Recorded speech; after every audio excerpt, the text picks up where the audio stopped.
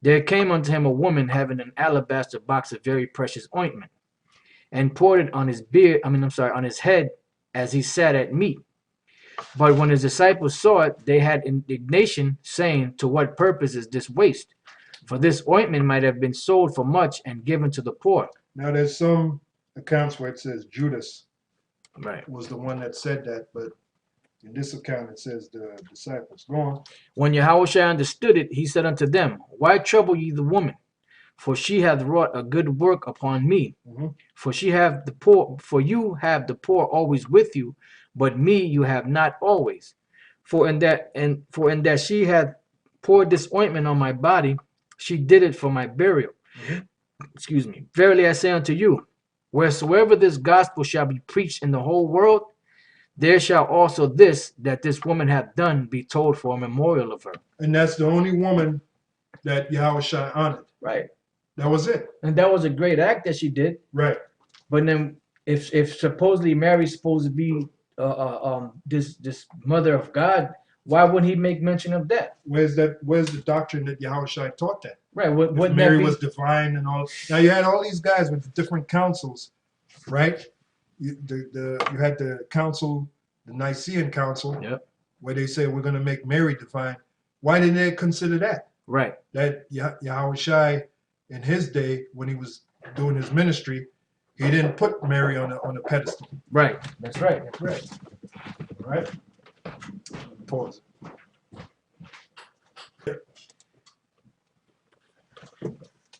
Right. So why didn't they make any mention of the Lord, worshiping his mother, or making mention of this great thing that she did? And like you were saying, with all these different councils that was back then, why didn't they consider the fact that Yahushua never taught about honoring his, worshiping his mother? Right. All right, for lack of a better word, worshiping his mother. So that's the point. Yeah, because that whole thing about Mary's divinity didn't really come about to the Council of Nicaea around 325 A.D., which all it was just a mention. They just amongst themselves they mentioned whether if the Lord Yahushua was divine, would that not make Mary divine? And it was a question that went without answer, which brings up that this term that you had brought out earlier. Right. Yeah, Sonny died, which you could go ahead and read the right top part there. So this is from Wikipedia, the Free Encyclopedia. A German Sonny die. A German Sonny die, from the Latin without day, means without assigning a day for further meeting or hearing. To adjourn an assembly Sonny die is to adjourn it for an indefinite period. A legislative body adjourns Sonny die when it adjourns without appointing a day on which to appear or assemble again. And just like you were saying, you go back to explain what you were saying about those councils. Right. So then in that, they used to keep records of what took place in the council, but it never was brought back up because it was never it was just something that was a thought. Then eventually in 431 A.D. Right. At the Council of Ephesus, that's when they made Mary worship divine. Now you can go ahead and read that. This is an account that we found out, by doing research, and we're going to read that account to you, brother. Right. This is on this date in 431, the Council of Ephesus. All right. It says in 428, Nestorius, which I believe this is a picture of him here, which he was a Jake. Yeah, he was a Jake. He was an Israelite. Nestorius was appointed by Emperor Theodosius II to be Bishop of Constantinople, the imperial capital. Soon Nestorius was embroiled in controversy. Difficulties began with his early resistance to the long-standing practice of calling Mary the mother of Jesus. Yeah, his resistance. Right.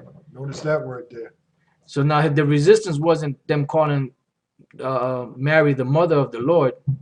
The resistance was this, that they called Mary by this title, by the title Theotokos, literally the God bearer. Right. Because they were worshiping Mary by that point.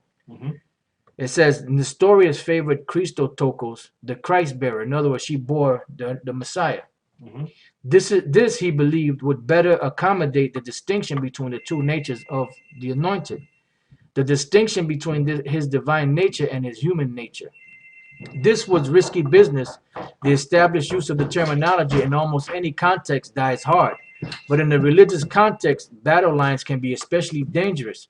Still, Nestorius was the bishop, and in this capacity, he bore certain responsibilities. One responsibility was to pursue greater clarity in the formulation of a doctrine that was both important and mysterious. So the discussion evolved from judgments about proper terminology to stormy debates about the meaning of the doctrine itself. The term Theotokos seemed primarily to express an elevated status for Mary as God-bearer. But which he wasn't with that. Exactly, which shows that he was right. He was on point with that. Yeah, but I mean, when he said that Mary was the Christ bearer, well, it's true. Right. You know, but she wasn't. What these people are implying that Mary, all life came from Mary. Right. That Mary was to be worshipped. The mother of God. Mary gave birth to God Himself. Right. Go on, brother. It says the term Theotokos seemed primarily to express an elevated status for Mary as God-bearer, but it also placed substantial emphasis on the divinity of her son. So when the story, which that was what came up in the Nicene Council, they were trying to establish Mary as being divine. But you got to remember that this guy Constantine, he was a pagan. He was a sun worshiper. That's right. So they were trying to incorporate the pagan customs into the scriptures because he was already worshiping. He was already a pagan, and it was because of his mother Helen that they brought in this whole Christian thing, Christian doctrine into the what they call the Holy Roman Empire. Now you mentioned the sun worship as a custom. Now we have the scripture on the ready, like Elder Tahar says, Jeremiah 7, because woman worship was practiced back then. All right, that's why you had the example of when that woman said to Yahushua, "Bless are the paps that you sucked, and blesses the womb that bare you." And again, Yahushua put that woman in her place. That's right. Yahushua said, "Yeah, rather blessed are they that hear the commandments and do them, or That's hear, right. hear the laws the and do commandments them." of my father and do them. Right. That's right. He didn't subscribe to that philosophy. Anyway, because you mentioned about those customs. Let's dip into that real quick. You got the actual. Yeah, Jeremiah 7 and 17 to 20. All right, Jeremiah chapter 7, verse 17. Seest thou not what they do in the cities of Judah and in the streets of Jerusalem? The children gather wood, and the fathers kindle the fire, and the women knead their dough to make cakes to the Queen of Heaven, and to pour out drink offerings unto other gods, that they may provoke me to anger. Do they provoke me to anger, saith the Lord? Do they not provoke themselves to the confusion of their own faces? Therefore, thus saith the Lord power, behold, mine anger and my fury shall be poured out upon this place, upon man and upon beast, and upon the trees of the field, and upon the fruit of the ground, and it shall burn and shall not be quenched. Yep, you got it.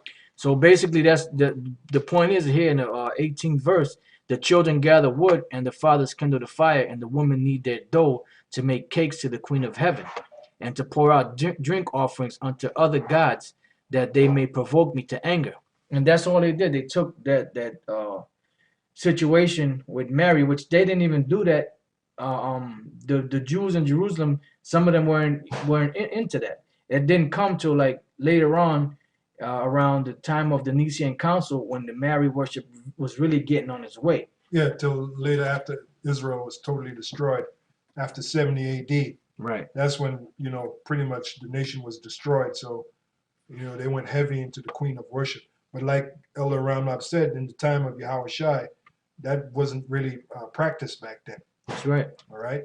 And that's why Yahushua didn't go around teaching a philosophy of worship. My mother should be worshipped. Remember to worship my mother. Right. All right. That wasn't taught back then. But my point and your point is, why wasn't that during those councils that they had back and forth, why wasn't that brought up? Right. The fact that Yahushua never taught that. That's right. That doctrine. Well, the reason why it wasn't brought up is because they wanted to make that doctrine to make money. That's right. All right. Now we'll show you that. But matter of fact, let's show you that. Okay. Let's go to the account in Acts. All right. Acts. It's Acts 19. Acts 19:22 to 27. Okay. Acts 9, chapter 19, verse 22. Mm-hmm. So he went into Macedonia, two of them that ministered unto him. I'm sorry. So he sent unto Macedonia two of them that ministered unto him, Timotheus and Erastus. You know what? Start at 21. Okay. Acts 19 and 21. After these things were ended, Paul proposed in the Spirit when he had passed through Macedonia and Achaia to go to Jerusalem, saying, After I have been there, I must also see Rome. Mm-hmm. So he sent into Macedonia two of them that ministered unto him, Timotheus and Erastus. But he himself stayed in Asia for a season. And the same time there arose no small stir about that way. For a certain man named Demetrius, a silversmith, which made silver shrines for Diana, brought no small gain unto the craftsmen. Now stop right. Diana, what does that bring up? The queen of heaven. The queen of heaven. Now you just read in Jeremiah how that was a custom. Right. All right. But you know what? Now that I'm thinking, you had Jakes back there that was secretly worshiping the queen of heaven. Yep. All right.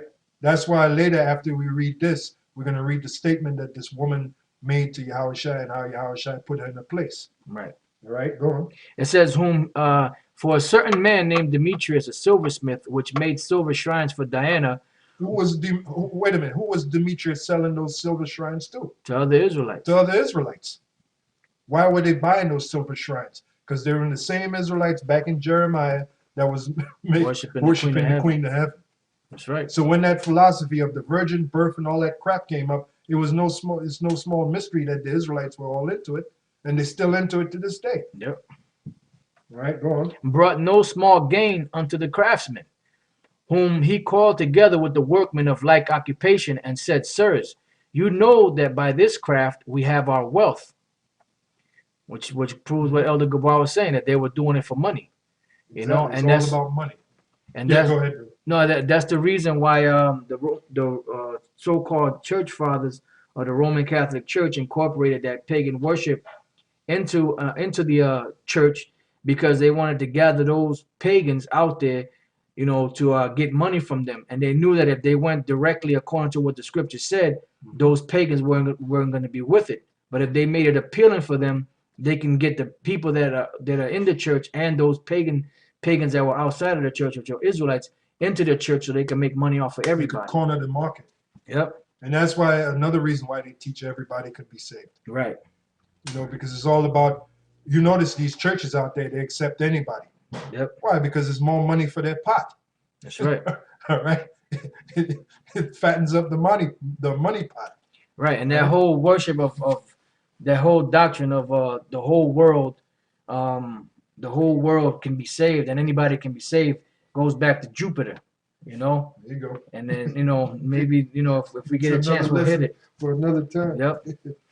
All right. It says, moreover, you see and hear that not alone at Ephesus, but almost throughout all Asia. And then Elder Todd did that lesson. Was it last week? Mm-hmm. About Israelites up there in Asia. That's right. All right. Because we were scattered all over. Go on. It says, moreover, you see and hear that not alone at Ephesus, but almost throughout all Asia, this Paul hath persuaded and turned away much people, saying that they be no gods which are made with hands. So that not only this our craft is in danger to be set at naught, but also that the temple of the great goddess Diana should be despised, and her magnificence should be destroyed, whom all Asia and the world worshipeth. Right, the world is talking about there is the world of Israel. Yep. The Israelites. All right, so guess what? That craft came up again, or revamped itself through that virgin birth concept. Yep. That's why we tell you guys, man, you see them guys that believe that in that virgin birth crap, that they're really worshiping the Queen of Heaven. They're really under the worship of women. Yep. All right, that's what, you know, that's what they're into. Yeah, and they some of them they're the same guys that was back then in these different councils. Exactly. Exalting Mary. That's right. And there's a little bit more left on this. Yeah. The Council of Ephesus. It says the term Theotokos is seen primarily to express an elevated status for Mary as God-bearer, but it also placed substantial emphasis on the divinity of her son. So when Nestorius purposed the alternative Christotokos, he was suspected by some of denying the divinity of